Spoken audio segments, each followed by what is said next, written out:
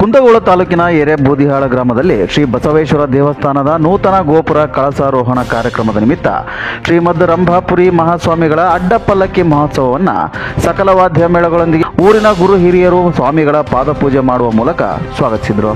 ಊರಿನ ಪ್ರಮುಖ ಬೀದಿಗಳಲ್ಲಿ ಪಲ್ಲಕ್ಕಿ ಮೆರವಣಿಗೆಯನ್ನು ಮಾಡಲಾಯಿತು.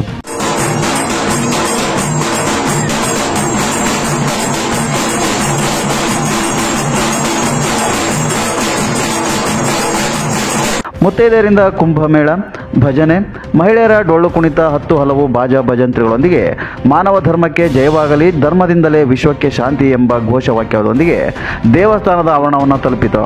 ಇನ್ನು ಈ ಸಂದರ್ಭದಲ್ಲಿ ಸಮಸ್ತ ಭಕ್ತರು ಉಪಸ್ಥಿತರಿದ್ದರು.